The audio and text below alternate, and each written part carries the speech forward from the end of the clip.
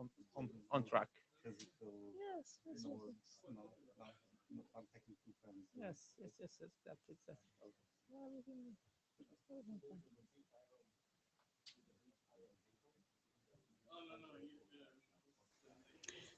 I think it's time now. Yep. Okay, so let's get started. Hello everyone, welcome to join the IETF 121 IV Working Group meeting. Good morning, good afternoon, good evening, wherever you are. Thanks for joining our session today.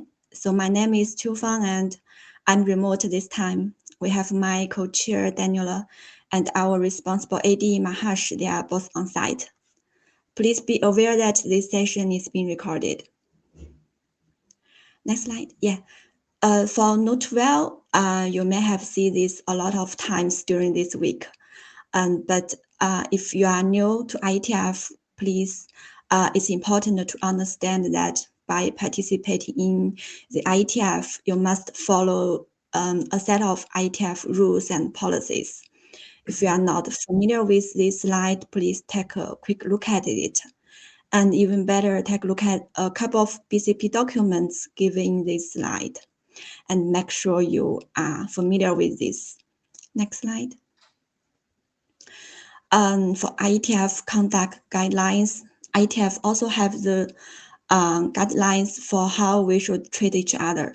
The ISG has asked all chairs to remind their working groups of the need for appropriate behavior. So it's perfectly okay if you have any disagreement or objection, but please keep your comment technical and professional.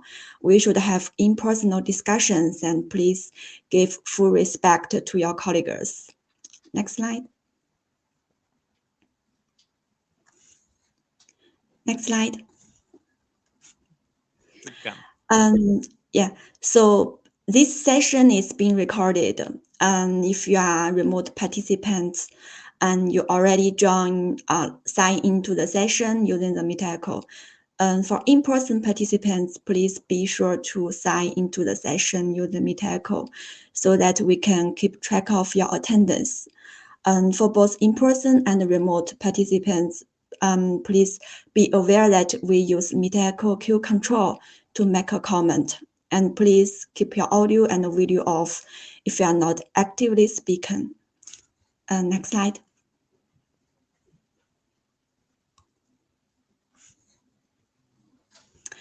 So this slide is about the Meet Echo information. You should be familiar with this new interface. And please take a look at this and make sure you know how to use these controls and tabs. Next slide. And for note taken, please, the link has already sent to the chat window. Please help us take the minutes. We may need 1 or 2 volunteers to help capture some discussion. And our session today will have 2-hour discussion. So, and the meeting materials are completely public to everyone. Next slide.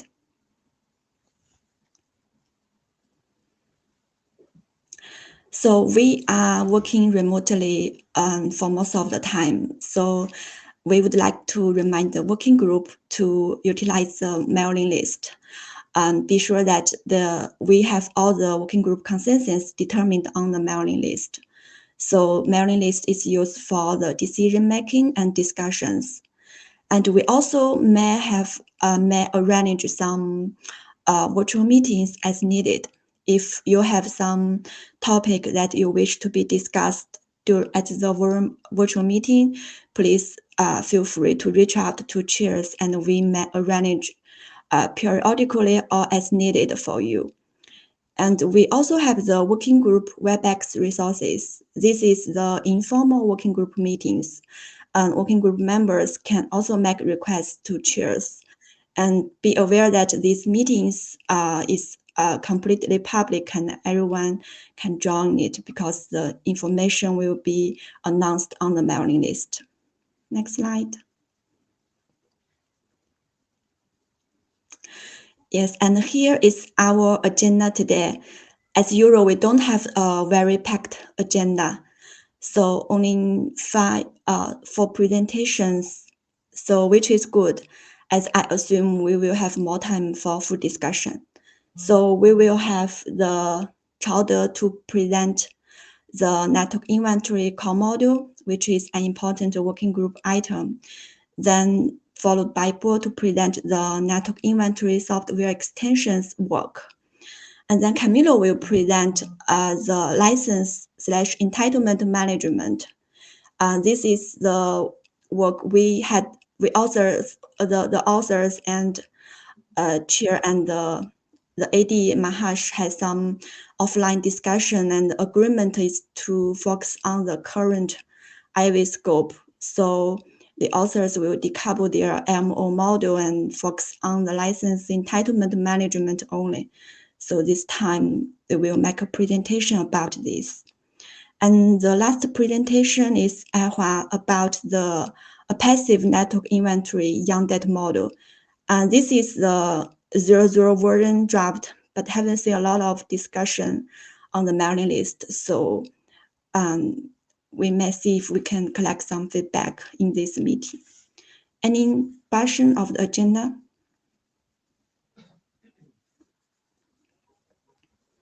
Okay, then I think.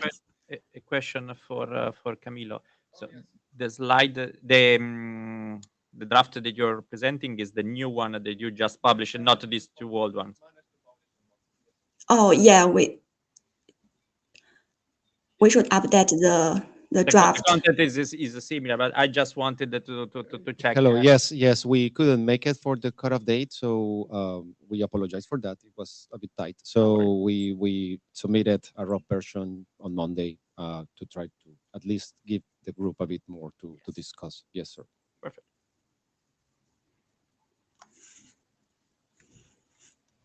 Okay. Okay. So a short update on the working group status. So we have the core model. This is this is the core document of the working group. This is work in progress. Today we will leverage on the fact that we have quite some time to try to address all the open issues, have a good discussion, and make some progress on the draft, which, by the way, is starting to be in a pretty good shape, in my opinion. Just as a reminder, we have weekly calls for related to this document. It's on Wednesdays between 4 and 5 Central European time. This is something again open to the entire working group. We, if you remember at the beginning, we used to alternate weekly informal calls with the more formal working group interim meetings. Then we felt that there was no need to progress with that, but if you believe that interim meetings work better, we can work on that. Other drafts, since IETF 120, we adopted two of them, the network inventory topology and the network inventory location. Both of them fit in our charter. They were two explicit items in our charter, so they definitely belong to our work. We have another draft in the adoption queue, which is the network inventory software part. This is the next one that we will try to stabilize, update, and poll for adoption. There was some discussion on the mailing list, so some more work is needed on that one. Another thing, an update on liaisons.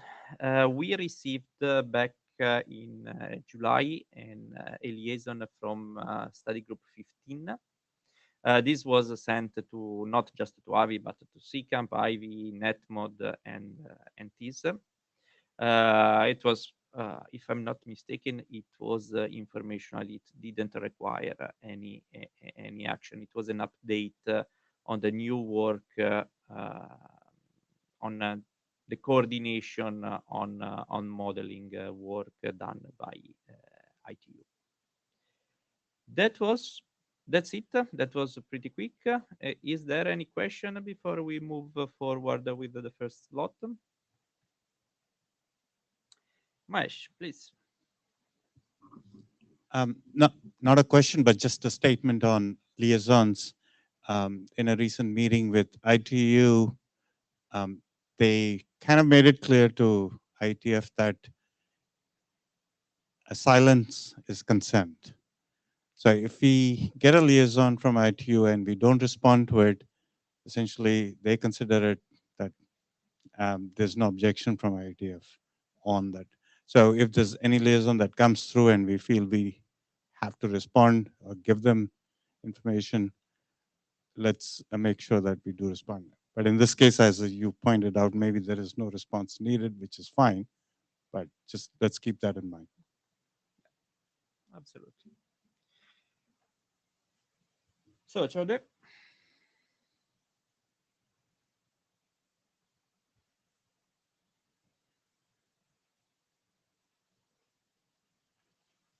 Try to see if it works.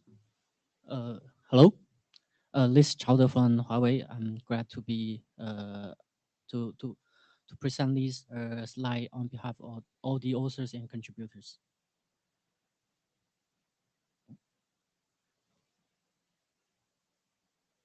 Sorry. Okay. Since last IETF meeting in Vancouver, we have made some progress and fixed some issues which have been listed on this slide. Sorry, there could be a typo. The issues 56 and 58 should be different issues. The 56 should be the discussion of virtual network element and LNE. And also we have made some update on the Young data model and also the Youngling compilation, etc.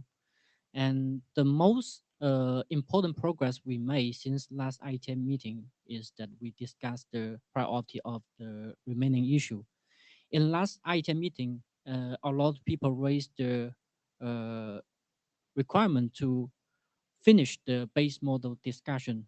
And it seems that we still have about 30 more issues left on the GitHub.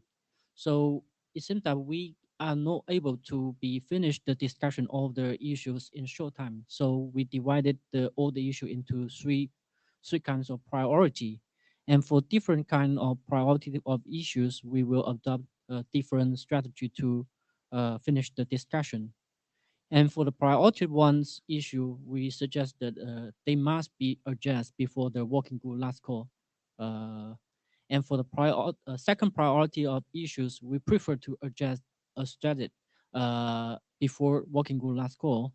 But for timing issues, probably they should could be postponed to and after the working group last call. And for priority 3, we consider that it is still needs some more discussion and it is very complicated and maybe they should not be solved in this base model and they could be solved in some other data model and in parallel, or they can be solved in a base version of this base model. This is the list of the priority 1 issues, and there will be the summary in slide 6.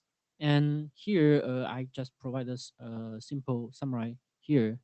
For the priority 1's issues, they can be solved in 2 kind of movement. Some of the issues need some more update on the text or the draft, and some of the issues still need some more discussion, and then there could be some effect on the data model. And for priority 2 remaining issue, we can check that they are all about some detailed attributes discussion. And for these issues, we consider that they can be solved uh, after the working group last call. And for priority 3 issues, we can see that actually they are very complicated issues. They still need some more discussion. For example, the right and or right operation or configuration capability, and also some object modeling. For example, the fiber and cable and passive inventory, and they should be work in some other data model, which we can say it is not in the scope of this base model. Okay, for priority ones issues, just what I said in last previous slide, they should be deal with two kinds of movement. The first kind of movement is that we need to make some update on the task, including the security consideration section, and also the clean up some exchange description, and also some guideline for the for future augmentation. And what is most important is the terminology, scope, and use cases clarification. And we also need to provide a description for the for the minimum software management requirement in the base model. And also we still need to do some young code cleanup. And for the priority one issues, which we can still need some more discussion, is that the boundary of this job is the terminology and scope and use cases, and these uh, and also the relationship between the NE, chases, and stack, and also the modeling of port and breakout. And these three different discussion will be presented in the following slide. For the terminology, scope, and use cases, we divide it into two kinds of discussion. One is for the network element, the other one is for the component. Here we consider that for this draft, the network element should be the physical network element. It should be the implementation or application of a specific groups of components, for example, the hardware component. And for the other types of network element, which just like what I said, the virtual network element, it can be in the scope of Ivy, but it should be out of scope of the base inventory. So we suggest that if there were any new types of network element, we suggest that to be adjust in the specific draft and submitted to Ivy working group when needed. And for the terminology, scope, and use case discussion of component, currently we consider that the hardware component should fall under RFC 8348, which include the chassis, backplane, container, etc. And if there's new kinds of new component, they can be added to the list based on the requirement. And but for the RFC 83, there could be some for the component. There still need some more discussion on the port and energy object and stack. And also, when we are discussing the terminology and scope and use case of component, some operator raised their interest to retrieve the component which it should have a part number. And here, if there's still some more kind of component, for example, the software component, we consider that it is in the scope of Ivy, but it should be out of scope of our base inventory. So if some people would like to model the software component or some other type of component, they should be those issues should be addressed in the specific draft and submitted to Ivy working group when needed. Okay, and just also just what I mentioned above, and there's we still need some more discussion on the port modeling. Uh, Currently, the port modeling is not so clear in RFC 8348, and there is this is the port identity and model identity we reference from RFC 8348, which we consider have some still need some more discussion when we're discussing the modeling of SFP. And the question we have is, should the SFP should be modeled as a port or as a model component, which has not been aligned between the authors and the contributors. And we consider this issue is also depends on the discussion of port modeling and also breakouts modeling. And the other issues we would like to raise in this meeting is that if there were some requirement, some needed to update the description of port or model, how could we update the INA model from our side? Okay, here is a reference scenario of port modeling, which also have been discussed for a lot of time. And on the left is the legend. We consider that on the there could be some fourth scenario, and also the fourth scenario, including the non-pluggable integrate port scenario, and also the which is an empty hole on the card. And the third scenario is there's a pluggable port, and the SFP has been inserted or deployed in the empty hole. The fourth scenario is a non-pluggable port, uh, which we consider that could be assumed to quite straightforward after uh, the s- uh, the first three scenario can address. And for the modeling of port, currently we have three options to model the port, and which have been sent on the email in the main list in the main list. These three options is summarized as the FC83 like approach. The second approach is the open config like approach and the TAPI like approach.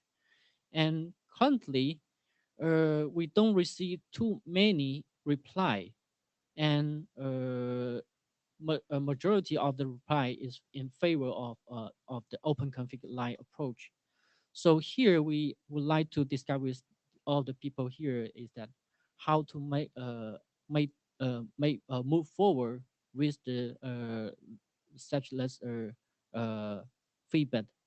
And also if we would like to have a FC8348 light approach, and could we make an update version for the base version for FC8348? And just what I mentioned in the previous slide, if we need to update the INA hardware model, how could we do that? Let's take the questions now Mhm. instead of in the end. Mesh. Mahesh, suggestion and then a question. The suggestion on how to move forward.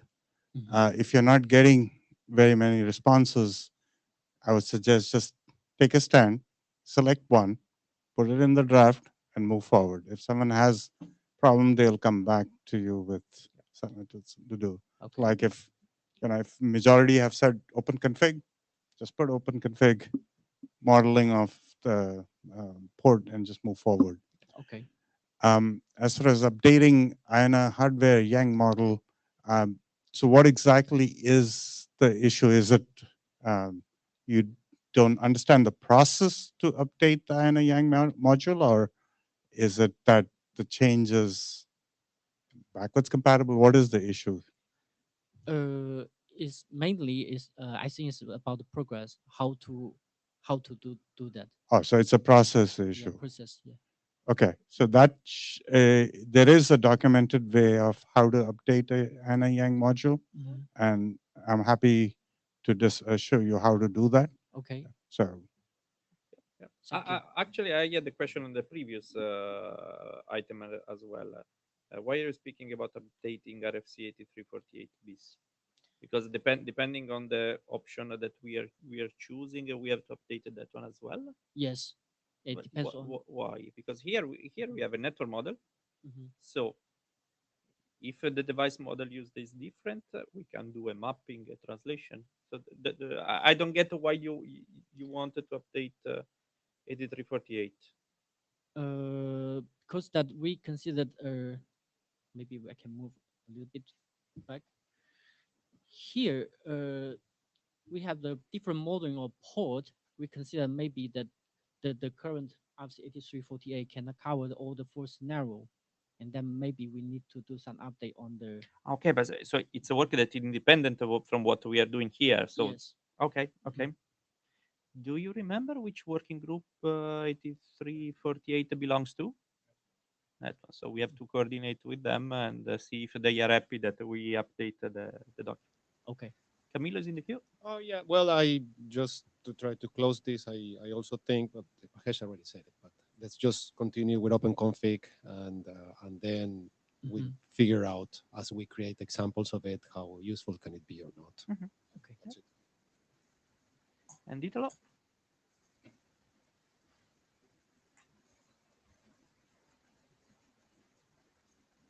Yes, a bit of clarification on the 8348B IANA. The IANA hardware has been defined in 8348, and some of the definition which are ambiguous are coming from the 8348 and in IANA hardware. So we need to understand what what happens to the 8348 if we change the IANA hardware.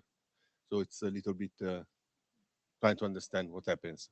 Or maybe we can decide not to reuse IANA hardware. It's another option. That's the question here is, what do? We keep different identities, we reuse the same identities, but the definition is ambiguous, or we keep the current Yang and we put some description in the draft saying how we interpret the description there. That's an option. But I mean, if we consider also making an update of 8348, maybe we can clarify the text there as well. Yeah. The other point, I would like not to have a dependency on 8348 bits because otherwise we don't progress. That's true. Yeah, that's well.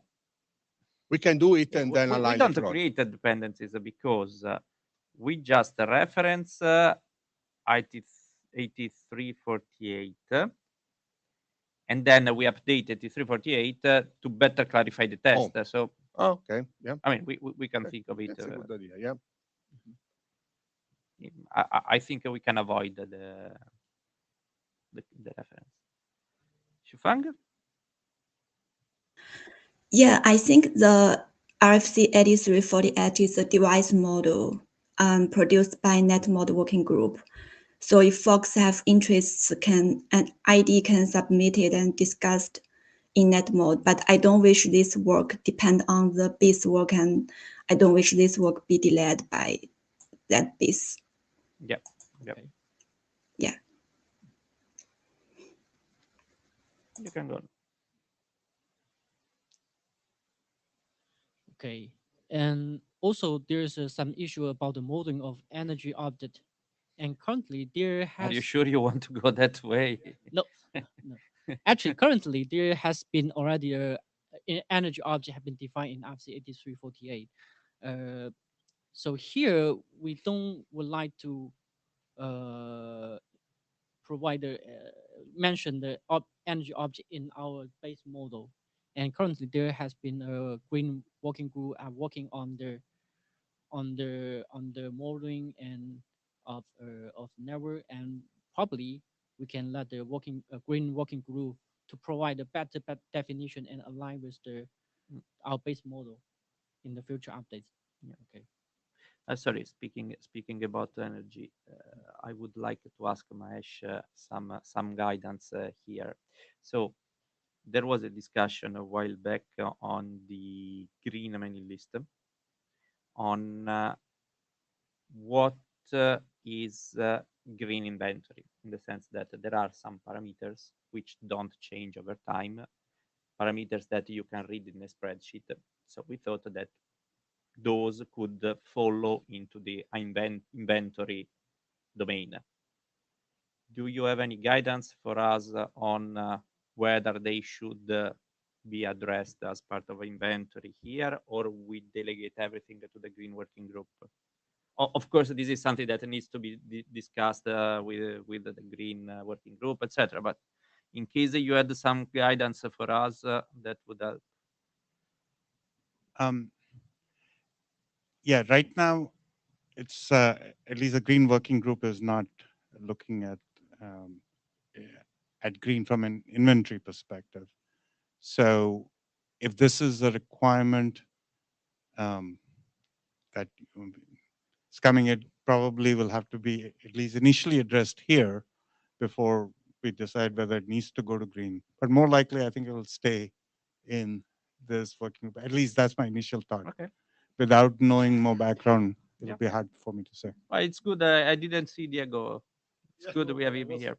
I was And talking Rob, with Rob that right. it seems that all of us, I mean, that's my idea is that, I mean, this, if what we're doing is trying to categorize a particular component as something that has to deal with energy, doesn't interfere at all with what we're. What is more, we could even consider that in the inventory, it would be the connection. I find a little bit strange to talk about an energy object, but it looks like a lightsaber from Star Wars. But apart from that, I'm I'm happy that, I mean, if you are trying to, and in this model you're trying to classify each one of the different elements, seems natural that this is something that is related to this is classified like this, because this doesn't imply anything about functionality, No, in fact. data, whatever. So But I so feel totally neutral about this. yeah, the proposal that I made also in the green mailing list was to whatever can be read on the spreadsheet, that's inventory. I mean, Exactly. So anything else is I green. don't see that. I don't see how we can this cause any kind of conflict. Okay. Rob Wilson, the other green chair. I'll try not to conflict with what Diego said, but it's worth noting that green has only just started now, and we will try and have some virtual interim meetings to sort of progress. And but I think there's a focus on like terminology metrics is number one, and the modelling work will follow on a little bit after that. Having said that, there are already models in the working group, and some of those augment the inventory model. So that's like Tony Lee's draft that was presented here previously. So I think that it's quite possible that actually some of these attributes might be able to move into those models, maybe, depending on what they are. So I think it's worth thinking about.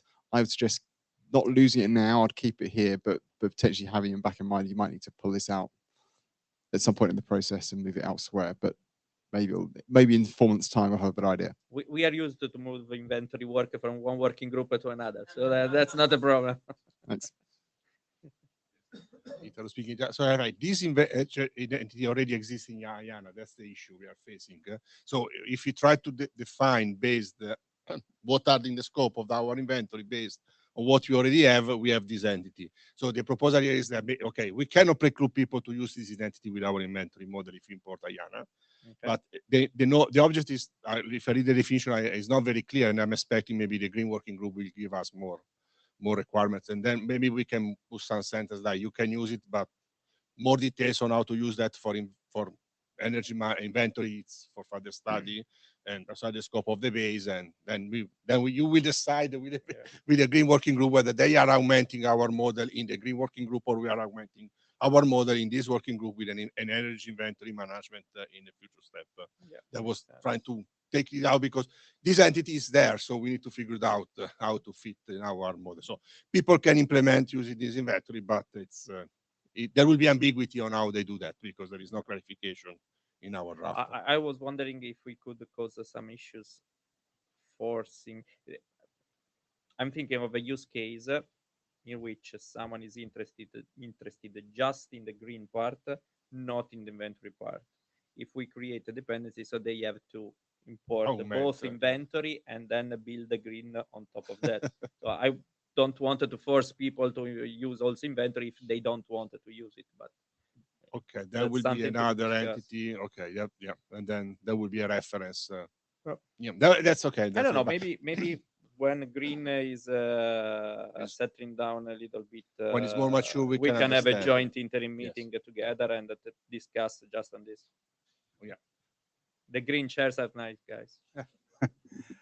Mahesh again. Thanks to Diego and Rob to step in and kind of put some more color to the decision. But if I look at this is ultimately an identity, and if it's an identity that you're just trying to add to a INR module. It's already there. Yes.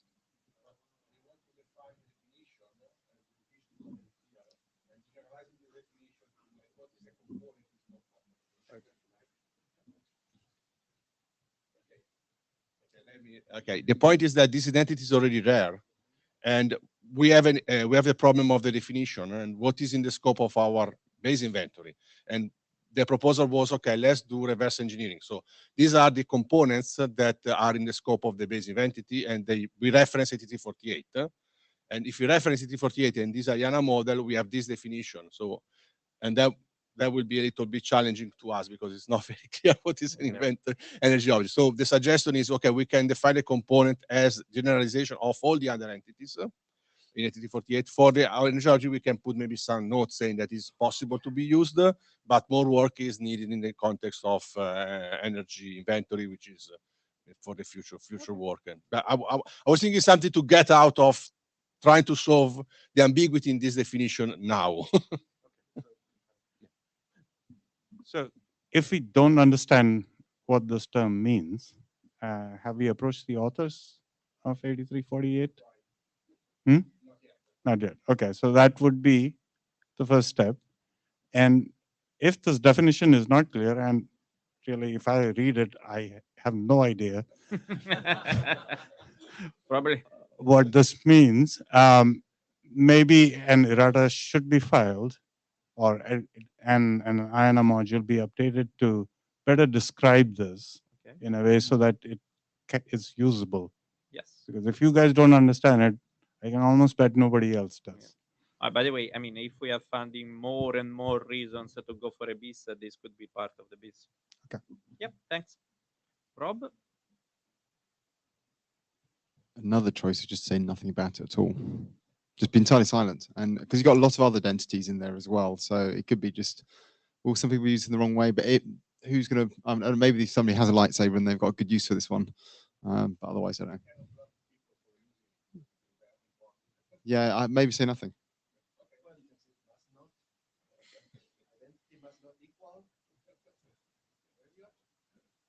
Okay. Okay. Back to you.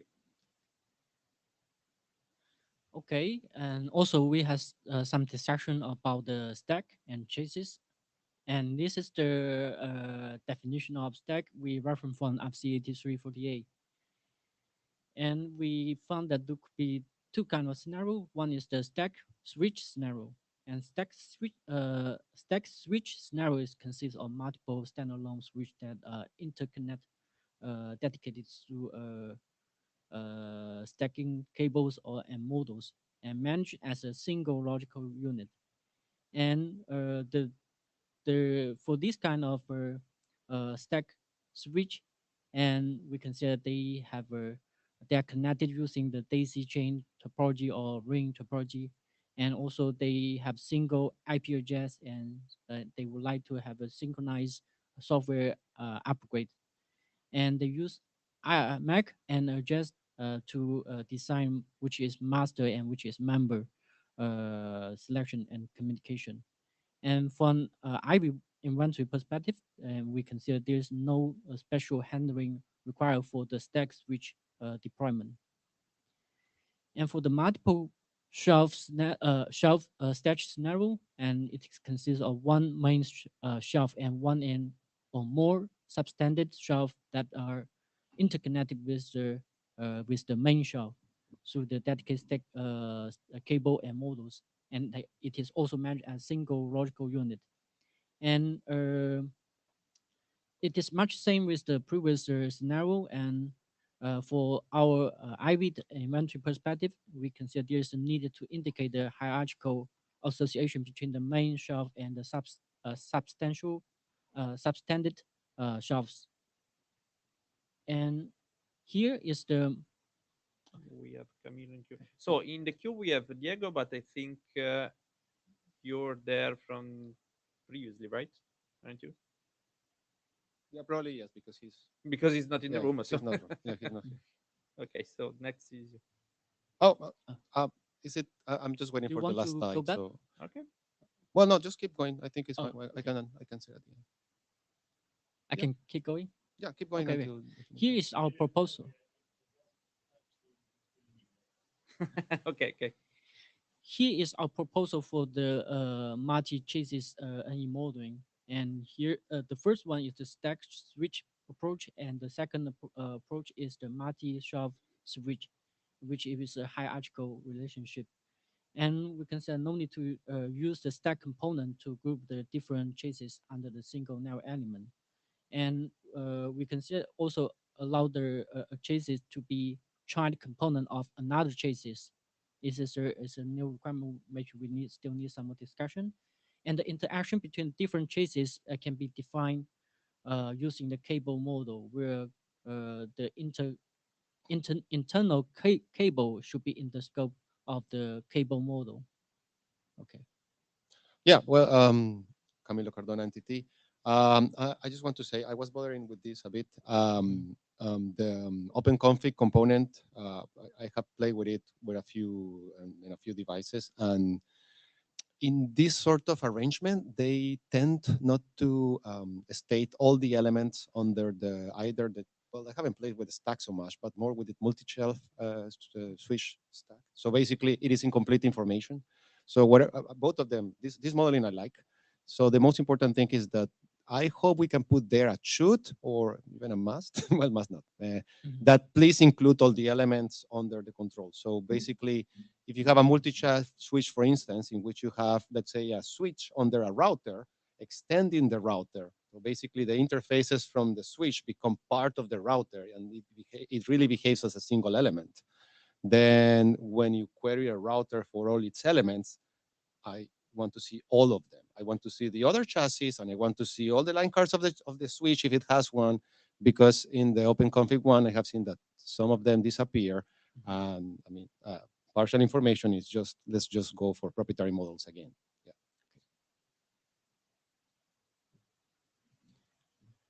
Okay, that's all for the open discussion point. And for the next step, we would like to close all the priority one issues before next IETF meeting, and we will go to working group last call after IETF 122.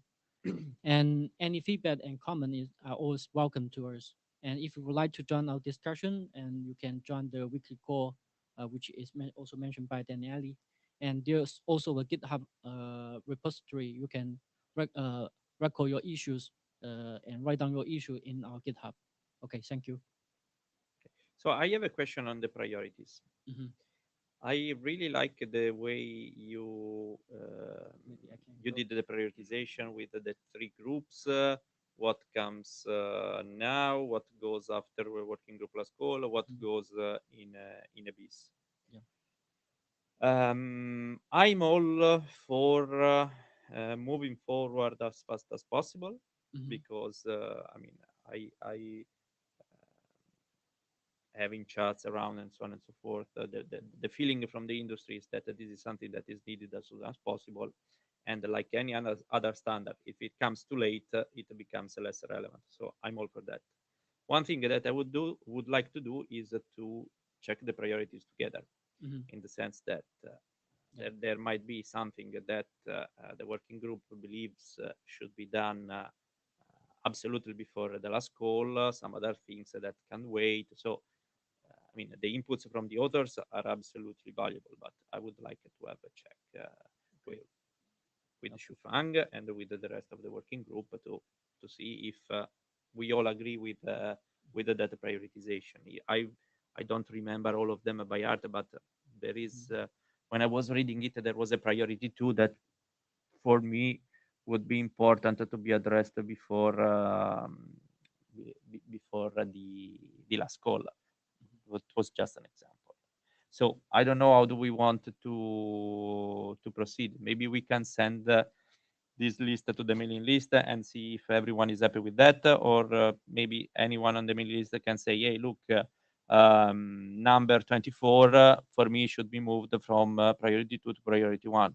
Okay. Probably that's the most efficient way, because doing that on a call sounds We can a bit. we can have a call in the next weekly call.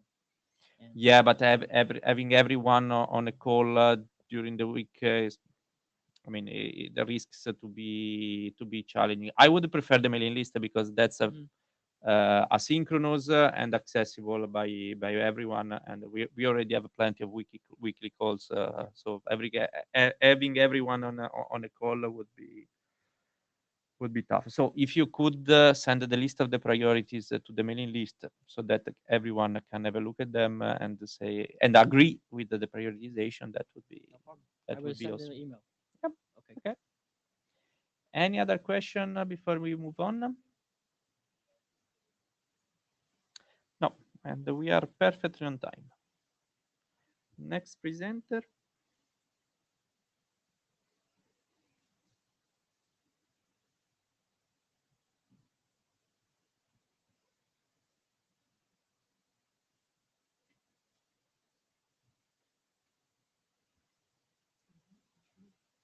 Yes. Try it if it works. Yes.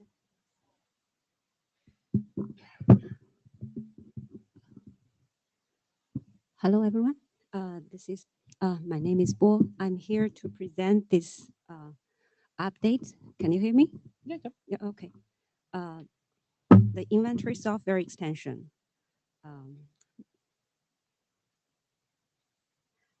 As mentioned by the chair, that this draft is actually. If you prefer to hold the mic with your hands, feel free to do so. Okay, so that's better. This has been in the working group adoption queue, and actually this draft has been presented in this IV working group for trials. And since last IETF meeting, we received many positive feedback, and thanks to Presengio, Phil, Diego, Italo, and now Iva for all the helpful comments. And this, so in the revision 3, we tried to address these comments received so far. So just you may notice that presented by Chowder that the base inventory just cover the physical network elements. So this model try to complement the base inventory with non-physical network elements, examples of virtual devices or some non-virtual one like network controllers, and also the software components. The software components could be like platform OS or some other patches that hasn't been covered in the base inventory. So here, this slide is about the overview of this, the comparison of the previous inventory software model and the current software extension models. And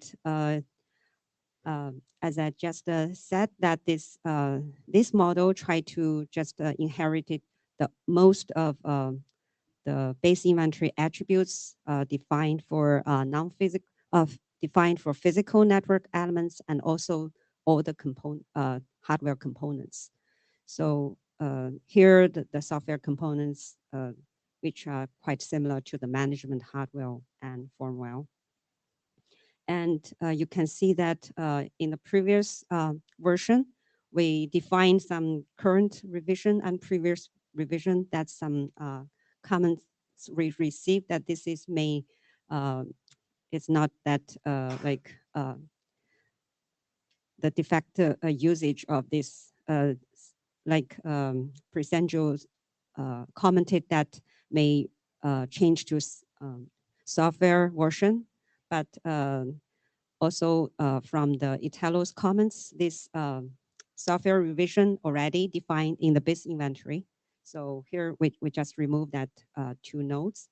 And in this new revision, we also add a new node called status that is to show the software status or either to network elements or the software components that means whether this software is installed and or activated. So in that way, it can be used together with the two other attributes for the software installation time and activation time. So in that way, that's more clear enough. So, and one more comments from, from Diego and also Phil about the network element type is not clear because base inventory define the physical network elements, but for non-physical elements, do we cover like virtual or container one? So here we just to try to make it clear. So we define, gave a more clear definition on these identities. So in that way, like here we define the network elements of software, virtual network elements, and container elements, because in some use cases, like software elements could be controller residing in the computing devices such as physical server or some containerized network functions. So these are some definition we add in this revision. And the last comment is about the relationship with other inventory models, because in previous revision, entitlement also augments the base inventory, and there's a comment from Italo that he's suggesting that entitlement can be independent from the base inventory and also software extensions. So in that way, it can be used loosely. You can use either or choose not to use together. So here are all the updates we have made to this revision. So with, oh yeah, I think Chair already said it's in the scope, so I just moved. So with all these updates, I think this draft already addressed all the comments we received. So we think it's stable enough for the working group adoption. Yeah. Maybe we can do a quick polling, a quick show of hands. Mhm.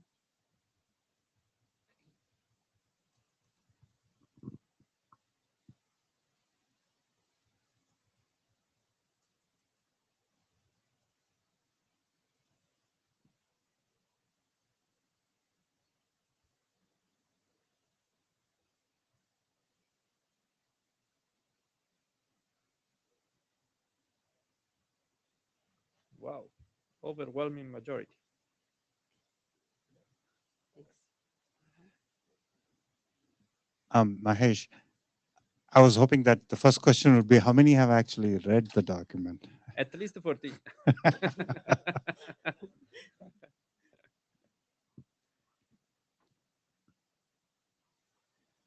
Okay, so we will take this to the list. I didn't ask if the working group wants to work this or not because it's explicitly part of the charter and given the discussions that we had on the mailing list, this is absolutely in our scope, and we need to deliver on that. So we directly skipped to the check on whether someone still has concerns to be considered as a blockers for working group adoption. Let's take now the comments from Swami.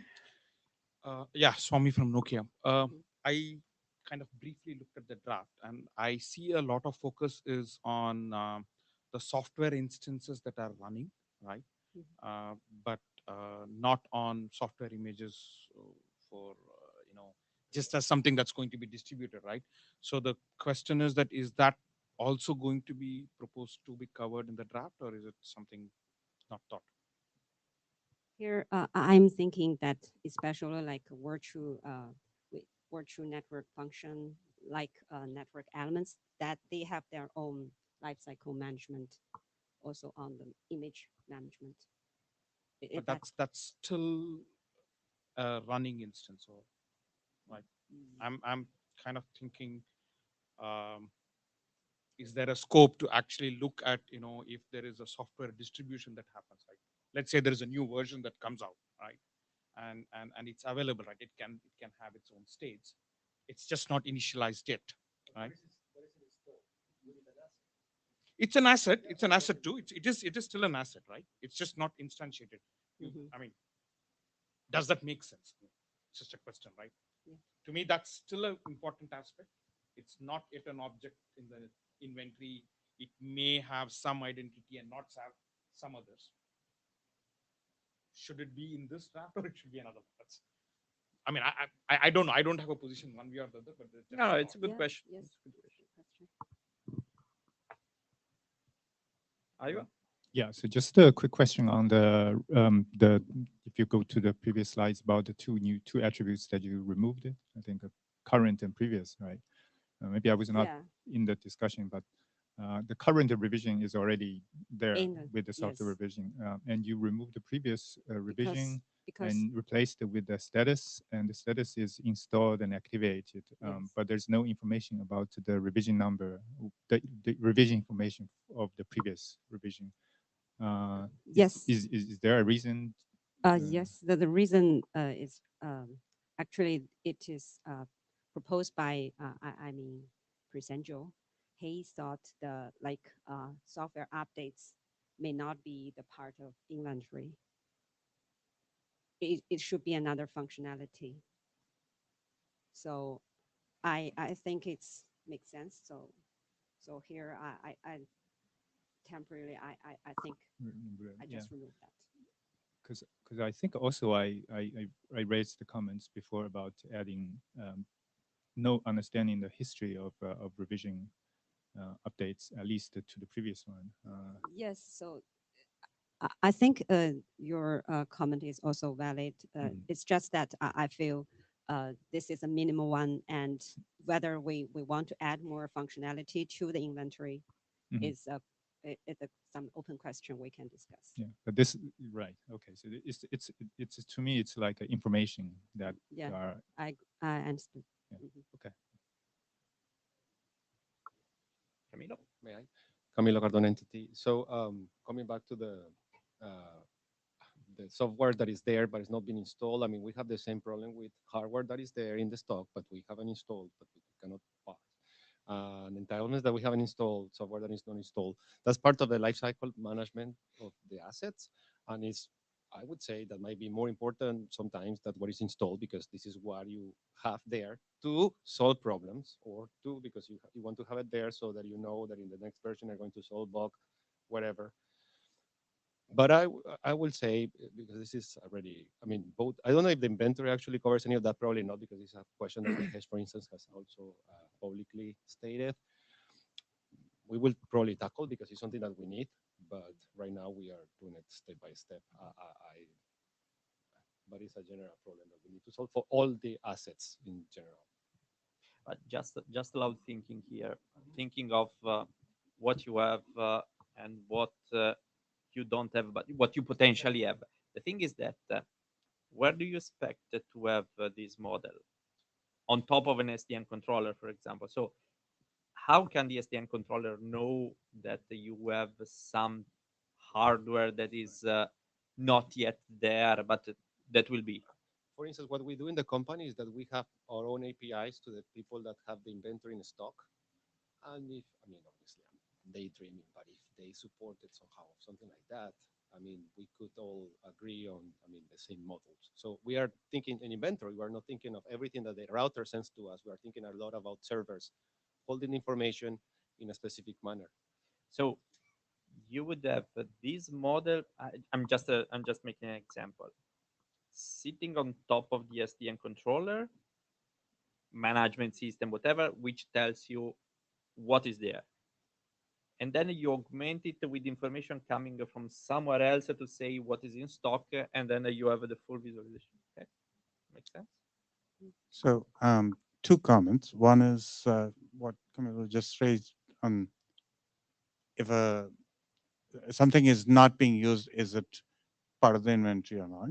And I think I raised a similar question. Are cables sitting in a closet part of the inventory? And are we going to track those.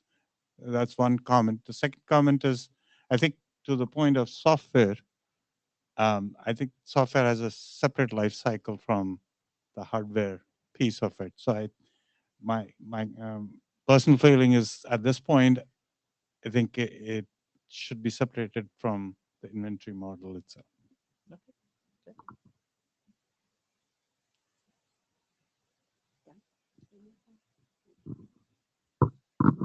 Next one.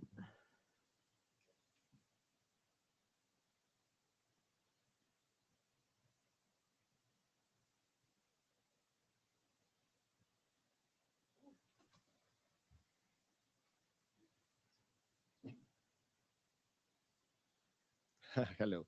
I'm Camilo Cardona from NTT. I would like to present to you a bit of our idea of how we can maybe introduce entitlements and relate them to the other models that are already being in work in the group. This is not new work, even though it's a 0.0 draft. Oh, by the way, like Daniel mentioned, for whoever doesn't know, we did just publish the draft this week. We really apologize for not making it before the cut-off date, but it was kind of in a rush. Again, we apologize for that. So this comes from the data model for assets lifecycle management and operations, which is some work that we have been doing the last few years.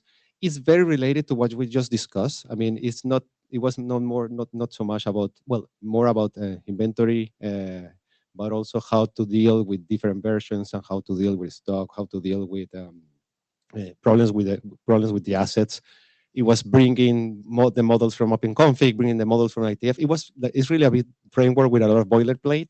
So chairs ask us to simplify the model and make something a bit more target for based on entitlements for the models that we have in this working group. So the main message we want to give in this presentation is that although we are removing boilerplate, we're trying to simplify the whole concept. Modeling entitlements or licenses, this is another word, I'm not going to say it anymore, but modeling entitlements is complex by nature. And why is that? Let me just try to give you a definition for entitlement. We can tune the definition, but it's going to be something like this. So basically an entitlement is going to grant a holder. Holder can be a user, holder can be an organization, can be an area of an organization, can be anything. Basically, permission to access features for one or more assets. Assets can be software, assets can be hardware. And it's not a corner case that the use of these features can be restricted. It's not a corner case. It happens in networking all the time. You have ports that are limited, you have queues that are limited, you have bandwidth that is limited, stuff like that. So the restriction of features is something that happens every day. So to be able to model these entitlements, we like to define features and user limitation or usage restriction. We are going to leave aside the definition of holder because it's a bit too much, and I mean we're trying to simplify a bit the model. But if we are ever going to try to define what software is in the sense of a bit more software server type of software, we might need to define that. But I'm going to leave that aside for a later state. So what we are really asking, basically the group, the chairs and the area director, please, is that we understand that in the charter, this the definition of to be able to work with features, it might be out of the charter so that we can have permission to do that. We are not aiming to define features in a very complex way. We're not aiming to define that VLANs and network instances are related. We're not aiming to define that maybe the MPLS from Huawei is different than the MPLS for Nokia. No, we're not aiming at that. We're just going to describe what a feature is so that a person reading everything in the inventory, which is at the end of a spreadsheet, in the context, can understand what a feature is. So, I mean, whatever. ACL, I don't know, ACL, is I don't know, PRU is a feature of Nokia, then they know that PRU is a feature of Nokia and they know what that is. The same with usage restriction. I mean, we are not, even though it can be very complex, we're just going to say for this feature, this thing is limited to this. for this device, this port is limited to 100 gigabits per second, even though it's a 400 gigabits per second port. That's what we're trying to do. Some of the questions we're trying to answer here on the model are not only listing the entitlements, just this is the list of entitlement. This is already solved by the open config license model, by the way, if you're curious. I don't know how coverage it has, but it's there. It's more about, remember that we are trying to aim here for a model that a license server is actually going to expose. So for instance, if you have, related to the discussion we just had, if you have licenses or entitlements that are not used, then maybe these entitlements can only be used in this specific assets, so that you expose that. That since you are defining features, you might find which features are not allowed in certain devices, so that you know, so that person that is controlling your network knows that this is the case. And if you have restriction, then that we can expose those restrictions. So for instance, some entitlements are not exactly for a single device, but you can install them in different devices. But let's say you can only do it in 5 devices, so that you know that. For instance, we have an entitlement at work in which you can install for specific software in all the servers you want, but you can only do it up to 480 CPUs, so that you have that clear. And in the assets, I mean, they had some examples before. I have this port. You can have breakout port. In theory, you could use breakout here, but no, you cannot do it because of an entitlement. We have some routers in the network that have that. And so how to expose that? This is what we are aiming to expose in the model. What we are not aiming to expose in the model is a lot of what-if scenarios. So for instance, because this can become extremely complicated. So this is not going to give you enough information to know whether you can install in the future, if you add an entitlement to this device, you're going to be able to use MPLS. No, I mean, it can give you some information about that, but we are not aiming to cover that. This is an inventory model, not a catalog model. It will be very cool, but it's very complex. Finally, we are not doing anything about users. So this, just to maybe we just did it to simplify a bit the model. So we are not going to say Mahesh can use this feature, or Mahesh can use PowerPoint on this device, but Daniel cannot use PowerPoint on this device. Well, it could be cool, but we are not doing that now. So about the document is at, I don't know, 35 pages document already. It's very rough. The text is a lot of editing, but it does include the model that responds the answers to the questions that we previously had. It's validated. We have an example of a pay-as-you-grow router, which is probably the example that I find the most complex of all, validated on that model. And some examples of how you can convert let's say that example, that instance, into a spreadsheet so that you can read it. The draft is a lot of work. I'm serious about that, but we do need to have permission to be able to tackle features and user restrictions to continue refining it.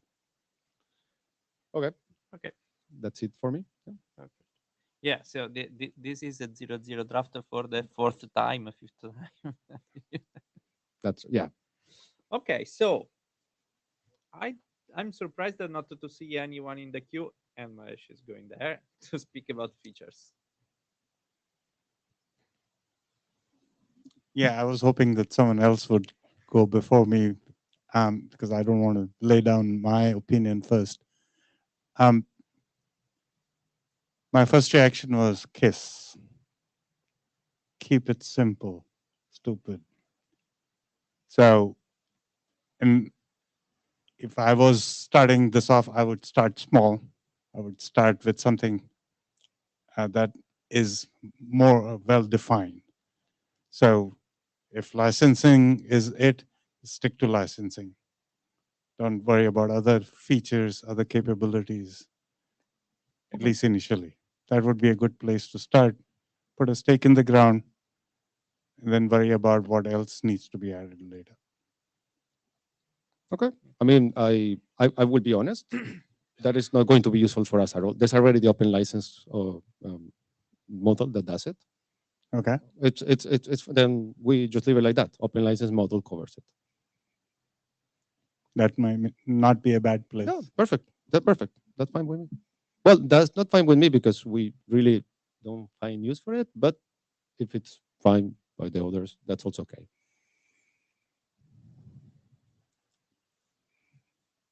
Given you are shy to go to the mic, maybe we can do a polling. Should we Define features. or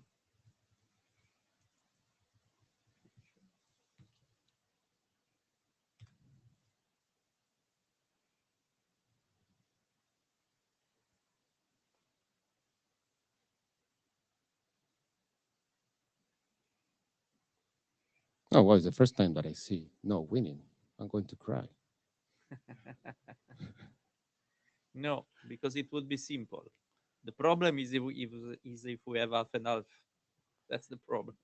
Oh man. I'm glad that you put the question, but I would turn around and ask, what do you mean by features? What he said. Well, my problem is with that definition is that it's all over the place. It's not Yeah, even and clear. it's sort of intended like that, right? Well, because because then it will be more complicated. right, What but is a what are you feature? modeling? Because then let me ask you the question: what are you modeling? What Are does you modeling hardware features of the box? Yeah. Are you modeling?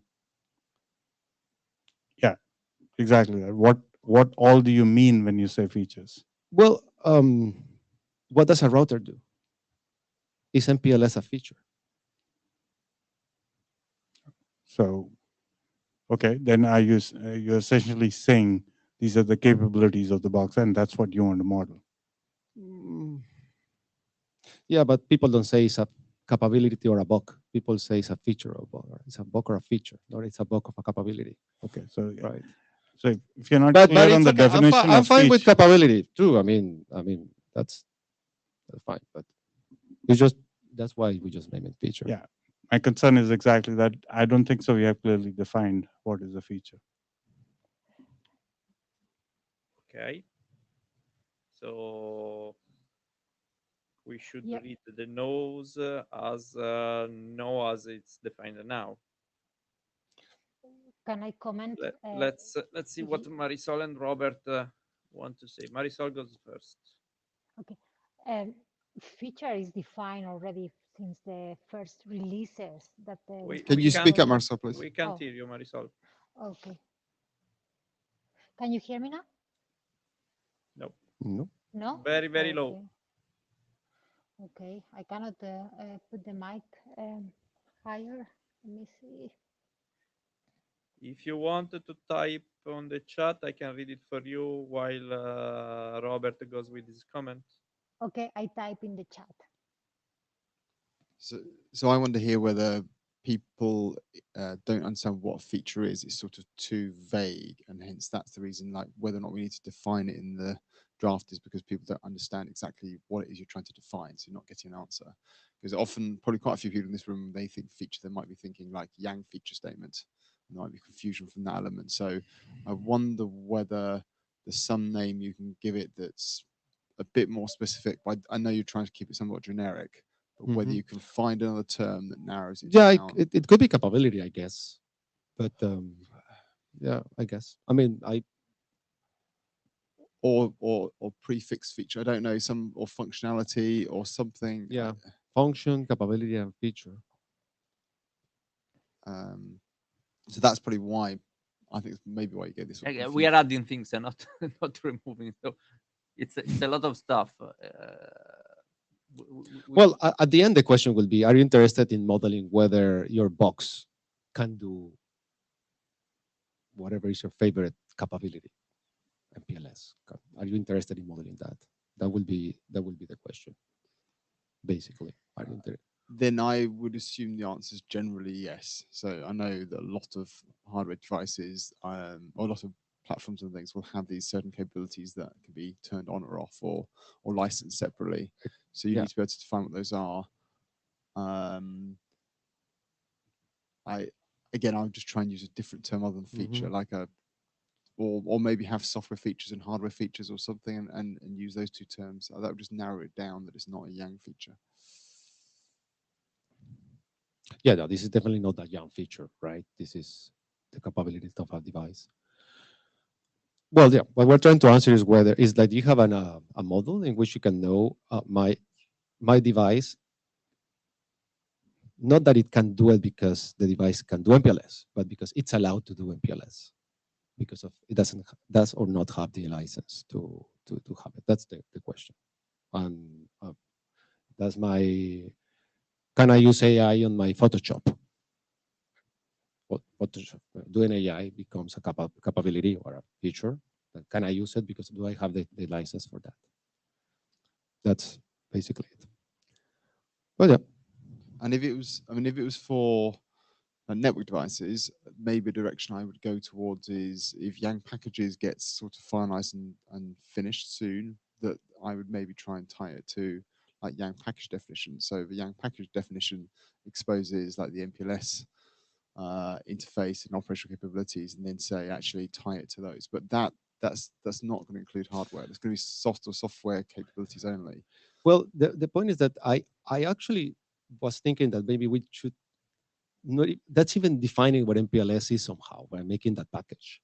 But let's say that I don't know, you have a Cisco search ACI.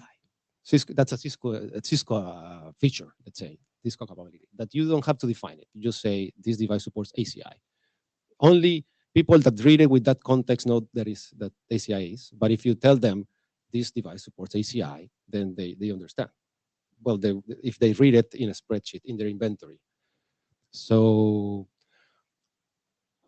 we could link it to a packet. Well, we could link it and define it better through another YAM, to another sentence. But I was actually thinking initially, this is just a string, basically, just a string.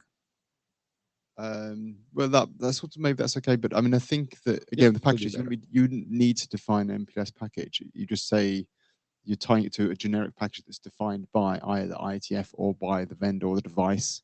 So it's just abstractly tying it to that concept. Maybe and this is also fine because you are describing what somehow what it does. Yeah. You may have some capabilities or features that have no manageability interface to it. So just reading what Marisol said, she said the feature is defined in the ALMO from early versions. Features are options or functional capabilities offered by an asset. This is what she says.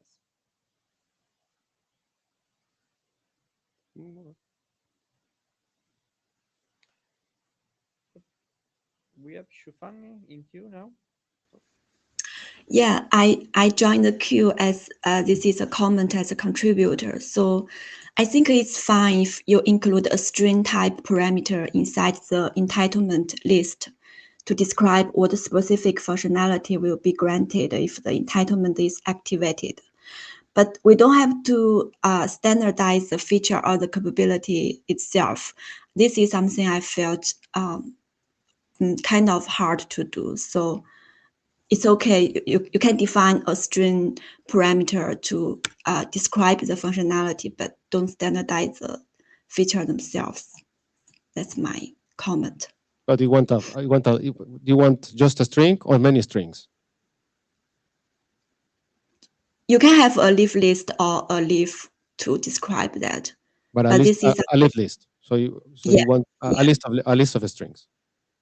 Yeah, you can have this. What is the difference between a leaf of strings and another list defining differently in another container? Well, it's basically the feature now right now is a leaf of strings with more options, but it's just a leaf of strings. My point is that I'm not sure we want to standardize the feature. This is something the granularity would be hard to balance, I think. Yeah, I mean, given that we have not at least, sorry.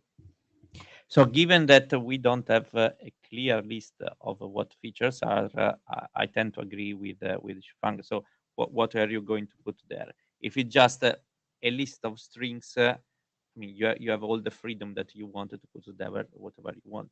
So, I mean, the question is, are we in a position to define a list of features that we wanted to standardize, or that's something really, really generic, but we leave the tool to carry those strings, to carry that information, but we don't standardize what that information is. But I agree with that.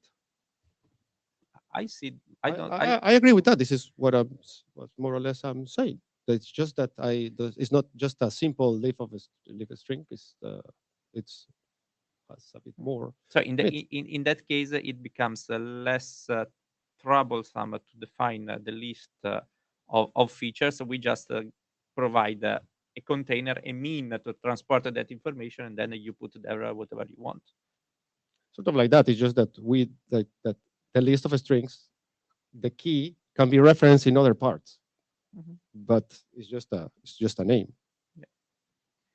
Bo is the next in line. Yes, I just like to add to you just mentioned the example as MPLS as a feature, but actually like we in IETF we have volume Bo.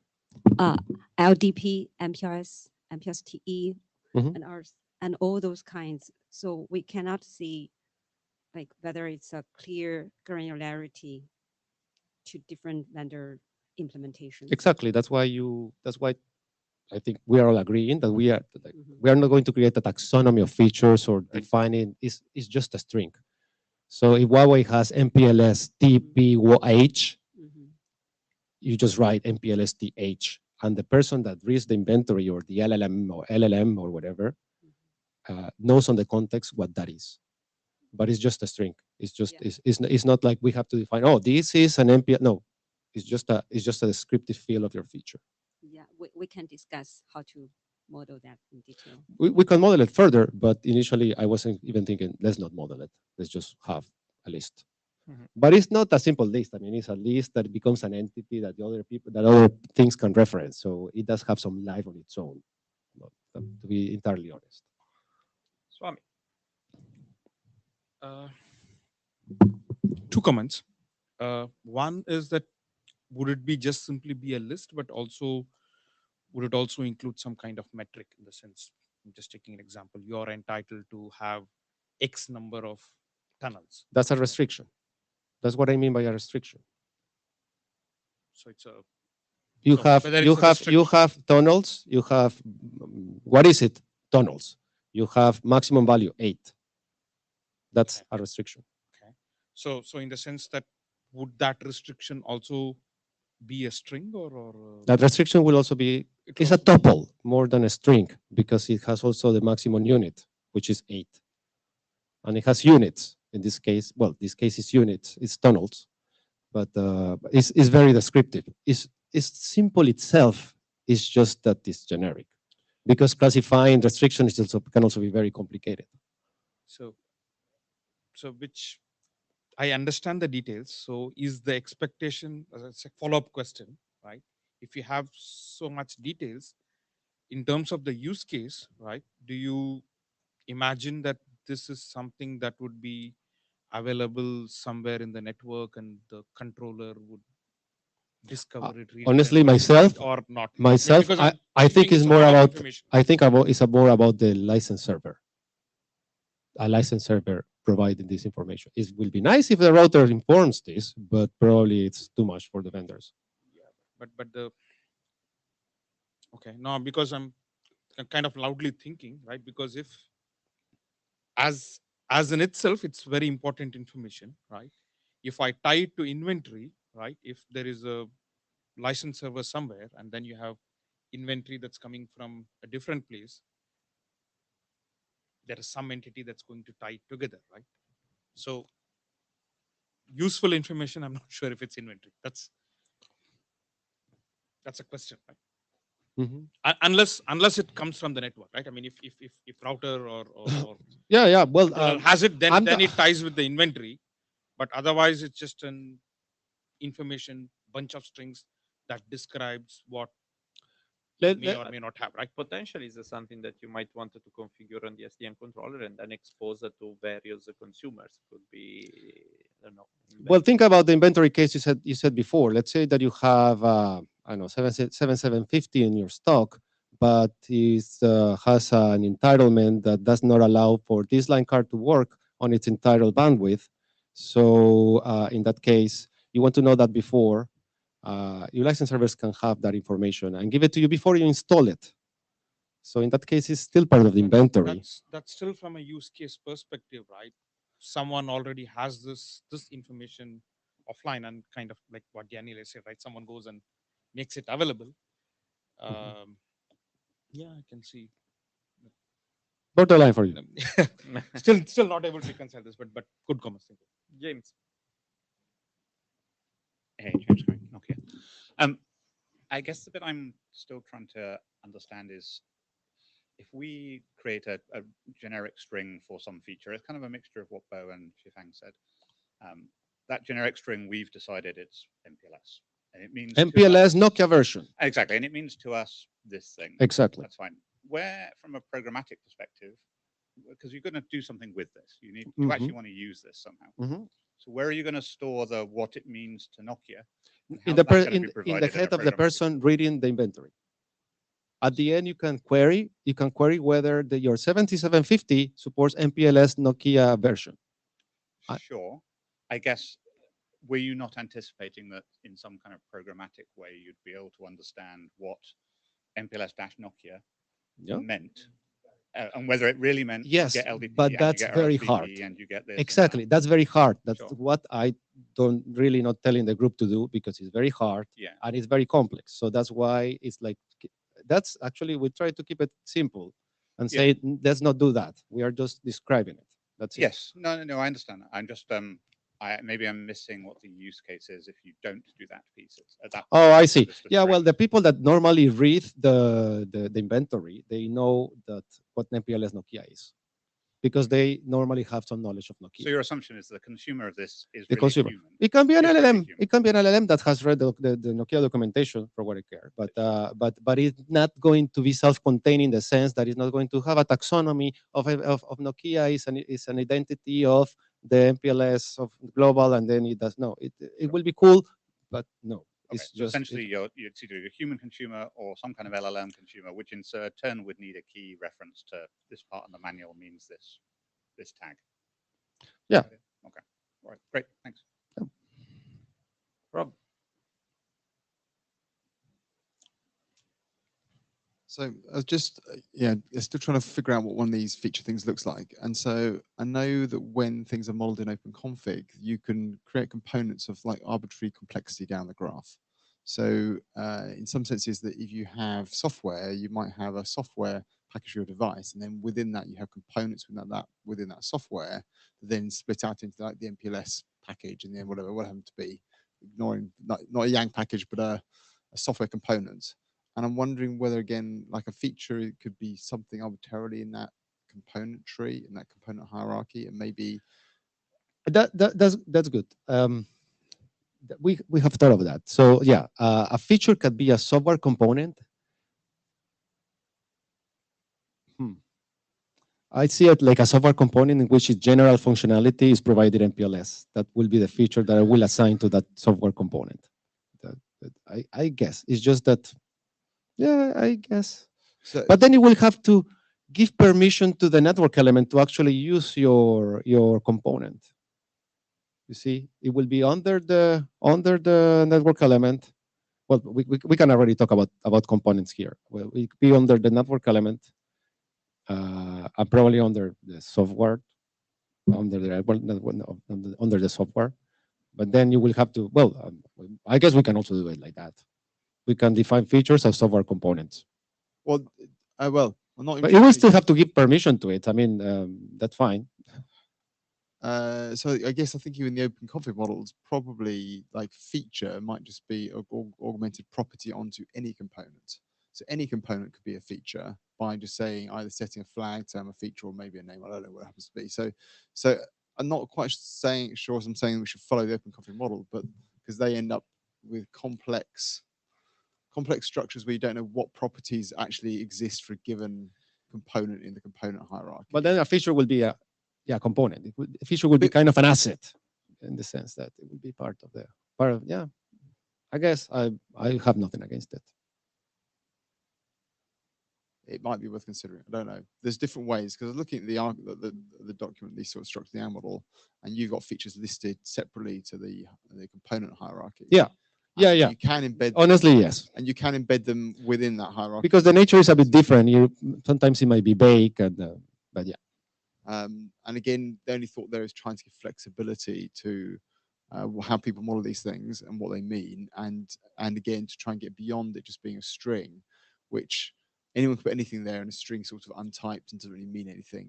Whereas if you have it as in the component hierarchy, it has more information as to what it is you're talking about, more flexibility. Okay, well, we can also have it like that, and without defining features, we just play with the components. I'm not saying do it. I'm saying think about it, discuss it. No, I'm open to it. It's I don't mind. Mahesh, I put this in the chat. I have to admit, I'm still struggling with the use case for this. And ideally, this is a good time for us to ask operators here in this room, do they have a use case for this, for a feature, and what is their definition? I would really like to hear it from any of the operators in this room. How do they see the use of features or capabilities? Well, we have 1 year. The second one is the author of the draft. Sure. Anyone else? Anyone else? There is one for green. I don't know if you hear me now. If you can hear me. Still very low, Marisol. Try. Very low. I write in the chat. I have one linked to green. This is what Marisol says. Have you left Cisco, Marisol? You're in Yeah, I mean, question would be how, Marisol, if you could kind of, what does green feature mean? That the device is capable of energy efficiency? Is that what the intent is? Yes. She says yes. Okay. Well, for green, I would expect to have plenty of models coming from green to describe the features. Yeah. But well, it would be if you're entitled to use exactly the energy. Here will be whether you're entitled to use the energy feature, not whether you're supported, whether Correct. you are Correct. capable. If and it will be a bit, might be there. It will be a bit crazy to have an entitlement and not allowing the energy efficiency, but. Marisol says, yes, there are capabilities that consume more energy than others, and there are power modes to be enabled on network devices. Mm-hmm.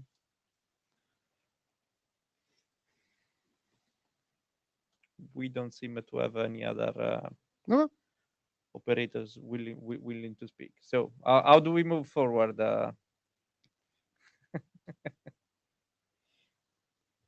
Okay, I'll sit down.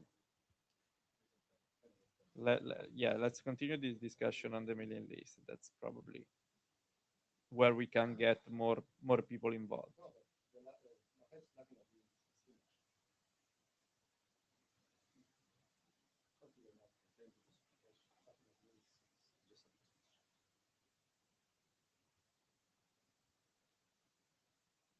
Last presentation. How you are?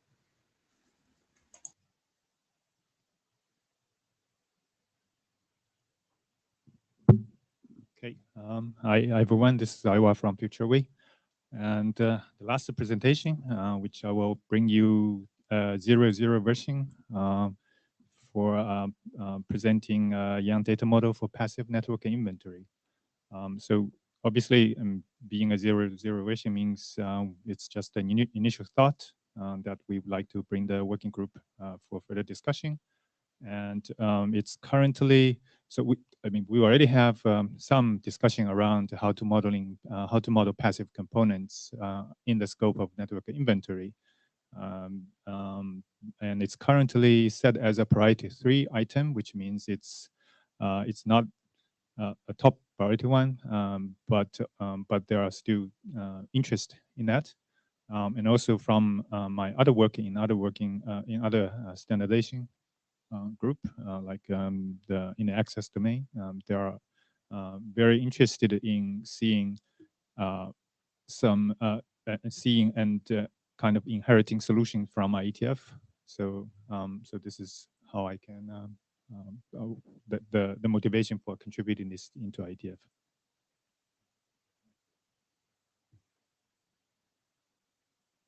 Okay. So yeah, there are some additional comments in there, like passive infrastructure. It's a very important piece of information for the network, and there are management functions for passive infrastructure that has been widely used by operator, and especially the OSS ABS system.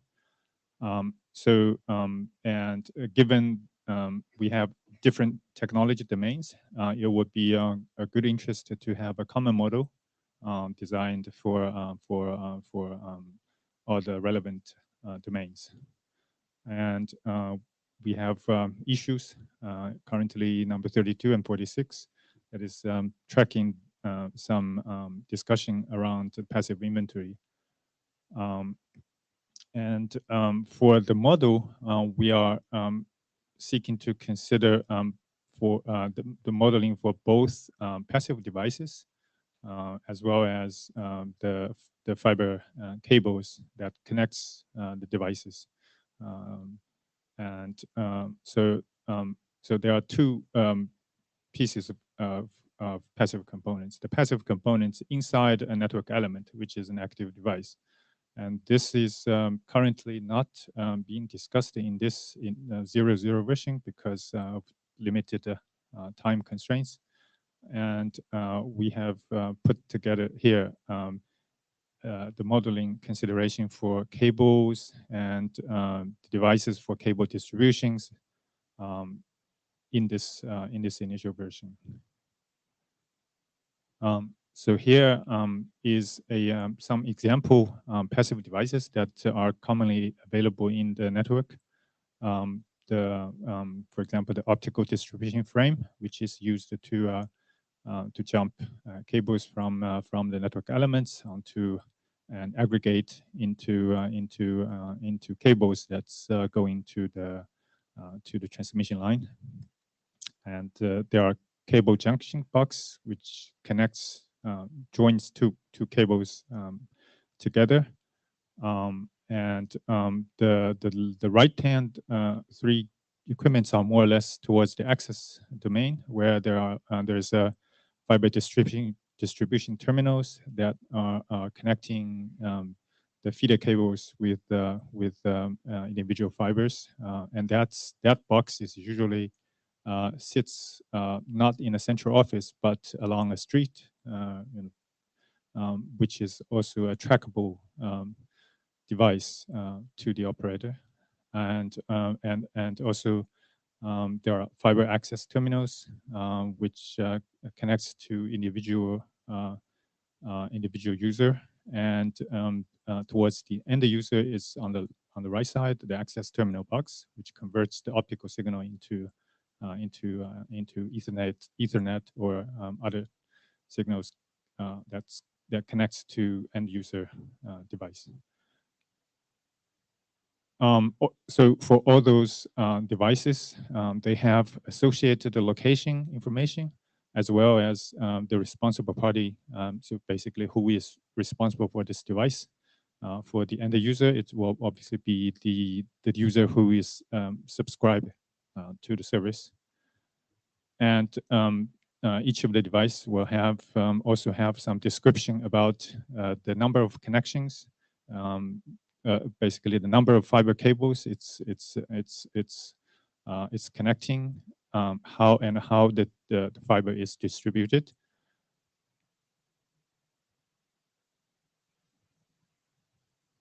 Sorry, I was checking the agenda and there was only a different window. You were trying to move it forward, but it didn't work. Yeah. Oh, Right you're now. moving it. Okay, that's good. So let's take a look at one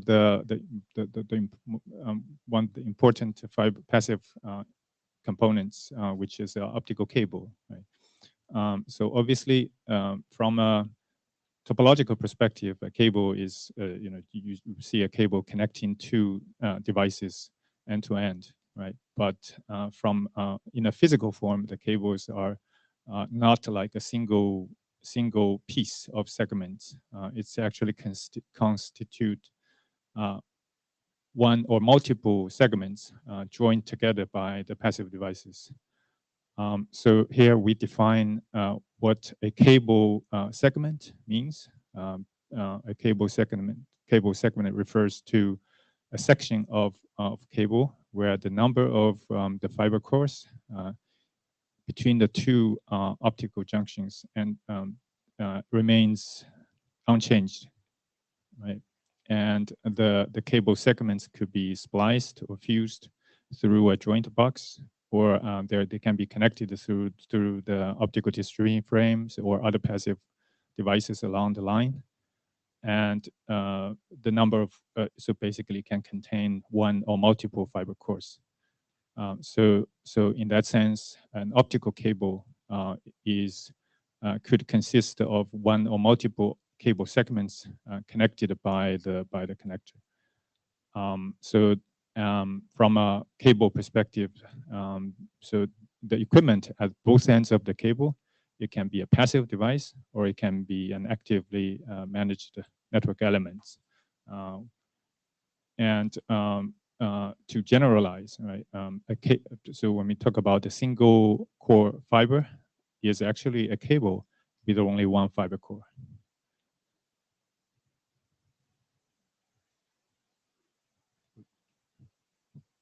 Again? Yeah. Oh, okay. So here is a brief overview of the Young models for modeling the cables as well as the passive devices. As again, because this is a 0.0 version, so the Young model will need a bit more discussion to sketch out a reasonable foundation. But the concept, basically the concept for the Young model is we augment the base network inventory with a list of optical cables identified by their IDs, and each of the cable would have a list of cable segments, and again identified by its own IDs.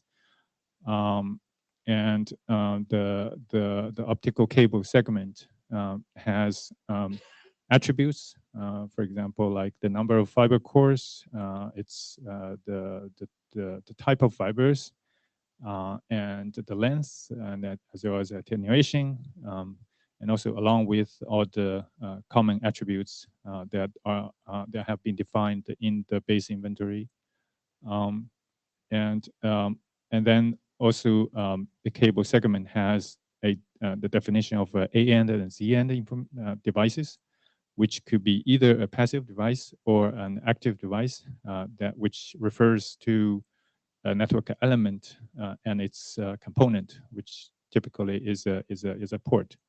Right? And then for the passive device, it's also is a separate list under the network inventory, which contains, obviously IDs and information about the passive device, but also more importantly, it has a reference to a location. To a location, which means we could use this to identify in which place this passive device is deployed.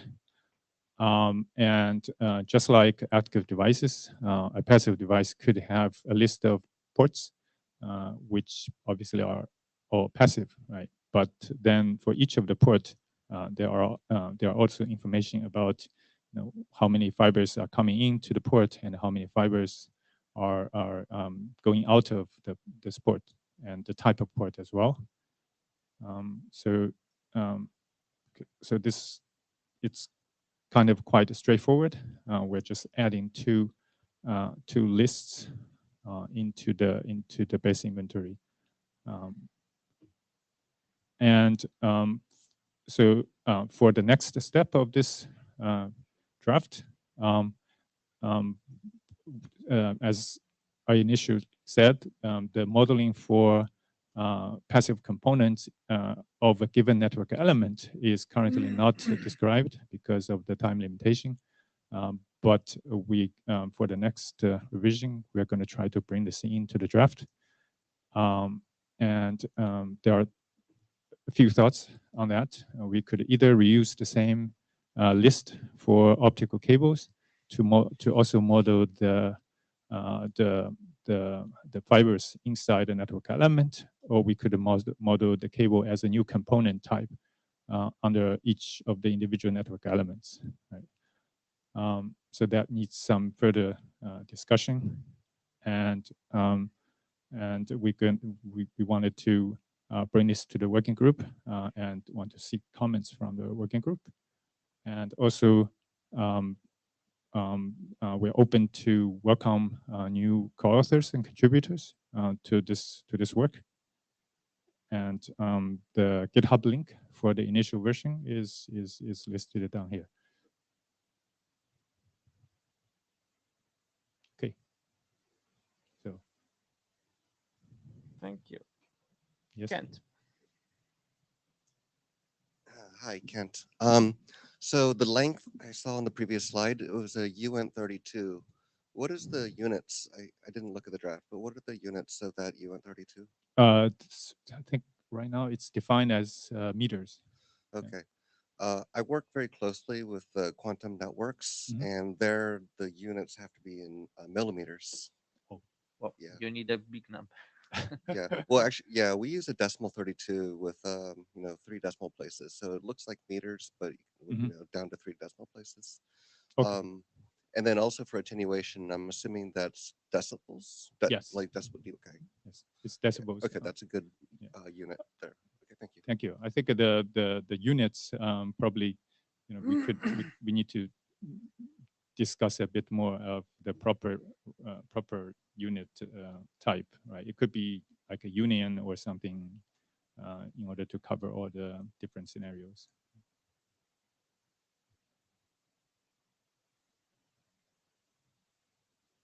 Okay.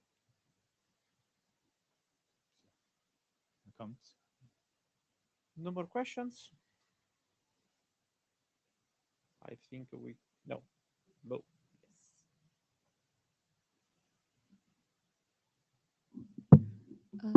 My comments is about this modeling approach. There's some clear reason why this cable is need to be defined together with passive device. I think there may be one with cable, and you don't need to band this cable and device together in one model. So am I clear on my comments? Yeah, I mean, so I think for the cables and devices, currently they are in 2 lists, but in the same model, right? And one of the reason is that especially I think for access domains, you could have you would want to track the list of cables or cable segments, and also the passive devices along the path, right? In order to sort out like a passive route.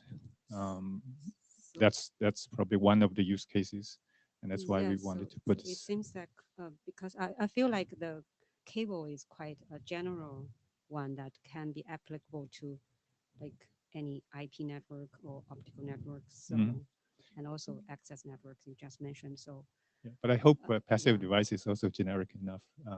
I'm not sure whether some like campus network or some IT network, they don't use this passive device. So I'm hoping that maybe the model can be that not much coupled all these things together in one model. That's my comment. I see. So at least we could define. You could define separate modules, right, for the cables and devices. Okay, yeah, that's possible. Okay, so I think we're done. Thank you. We have one more question from Olga. Remotely. Olga?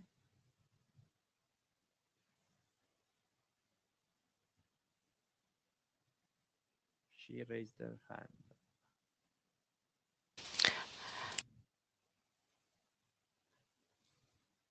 We can hear something. Your mic is open. If you can't hear me, I will type like Marisol. No. So, Now it works. Now it works. okay, it works. Sorry, I just wanted to ask you about how do you think this may relate to the topological kind of topology part, because really it is kind of potentially a link that consists of multiple links suddenly, connected via some kind of hops. So is this kind of really showing some kind of topological information between the devices, including passive devices? Yeah, I think to some extent, yes. But in the scope of inventory, it's modeled as a list of devices which could be used to build up the topological relationship. So, for example, if you have two nodes in a physical topology that is connected through a fiber, and that fiber is, a link, right? That link is supported by a list of passive devices and cable. Yeah. So my only comment would be that this, to me, at least on my first sight, because I haven't read it before, looks like combination of inventory and topology somehow.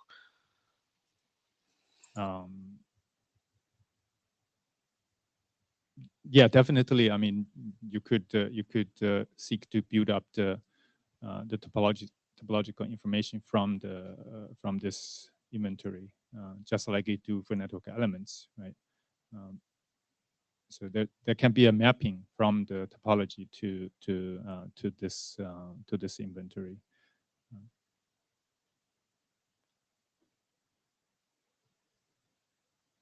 Yeah, but we need to think more about that. Yes, I'm thinking about the comment from Olga and from Wo. Actually, I was thinking whether it is true that in IP network you don't have passive components, because if you have a long distance fiber connection, you may have different optical cable segments with some passive components in between, even if it is between two IP routers and no optical networks. But maybe in some use cases, you just want to show the optical cable between the two network elements. So maybe I wonder whether instead of splitting, we can go with some sort of features, because if you go with a topology, then we always require the reporting of the passive devices and the optical cable segments, which sometimes is not sure the controller has all this information, because this information is passive, it cannot be discovered. So somebody has to put it in, and if nobody say anything, maybe the controller cannot do anything. They no report more than just the optical cable. So maybe we can. I was thinking maybe it's better to think about features rather than splitting the model. So sometimes you are not able to do everything. So you can just report the cable. So say there is a cable between this port and this port of the network element. Sometimes you have more details. And that's maybe depends on the, more than the technology, maybe depends on what you have underneath of it. But I'm just thinking, just based on this discussion from Olga and Bo, maybe a feature is more, make it more modular rather than different modules. Or maybe sometimes you know the cable, you don't have the components, and sometimes you know the cable and you know the component under the same That's right. that's the right. same network. Yes. So Yeah, I mean, definitely we could add the feature into yeah. that. Or And the feature or something like that says this is the cable and these are the cable segments, or this is the cable, but we don't know anything about the cable segments. We can try to be maybe Yeah. to allow multiple, because maybe Right. you know, no, we don't always know everything. Yeah, exactly. I mean, in any case, we don't make assumptions about how the controller knows about that, right? The mechanism as to how the controller knows about this information and advertise it, that's outside the scope of this work. Okay, so I like the idea of multiple segments, modeling that, and the connectors between the segments. Those are passive devices, correct? Yes. Okay, the passive devices also, like in quantum networking, Mhm. sometimes have length, like optical length, and attenuation. Okay. So is it possible to capture those values also in the passive device? You mean the one in the middle that's connects Yeah, like the to blue and the green. yeah. Between the segments. You mean it has its own length? Yeah. So, for instance, I'm aware of some all optical switches, like the Dicon optical switch. Mhm. Internal to the switch itself is a switching like matrix with mirrors and Yeah. stuff. So Yeah. the photons are traveling over Mhm. distance, Mhm. oftentimes a couple feet inside the chassis of the device. And remember, a moment ago, I mentioned that millimeters matter Yeah. when you're modeling quantum, Got it.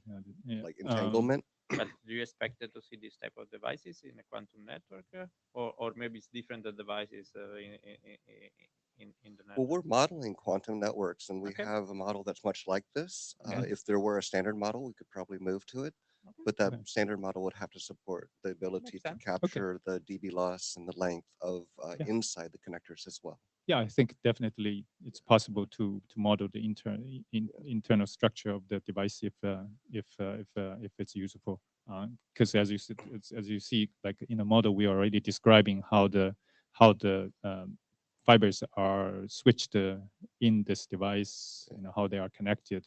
Yeah. Right. So I think we could add. Yeah, one more aspect to this is when we capture that data about the dB loss, the attenuation, and the length. Mhm. Well, the length is clear, Yeah. but the dB loss, sometimes it's measured, like they actually use equipment to measure what is the attenuation over the length of a cable or inside a connector.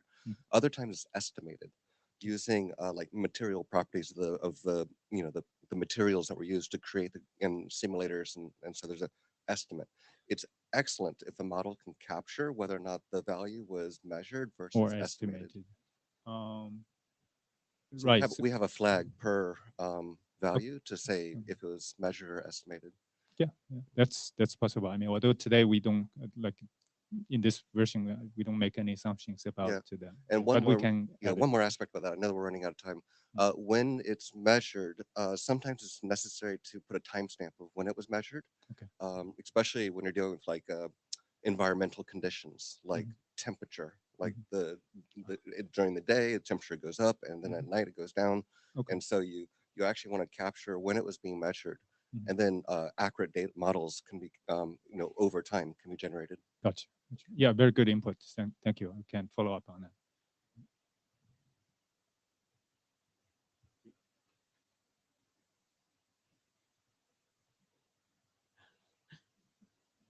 Generic. Just to give a small piece of answer to Kent before, the good news is that about the lengths, the dB loss of fibers and so on, that's exactly the kind of problem we already addressed when doing the optical enhancement of the topology. Yeah. So clearly there are existing material about that. We agree this is needed, and clearly it makes sense to include it in there. I agree. So the good news is that we aren't starting from scratch within the IETF about that. Okay. So I'm just seconding that it does make sense. Okay. Thank you. Absolutely. And we still have 1 minute. So if you have any questions, we can use it. Otherwise, for the first time, we can close on time. Perfect. Thank you. Thanks a lot. I'm trying to speak slowly to get to 4, but I'm not getting there. So thanks a lot.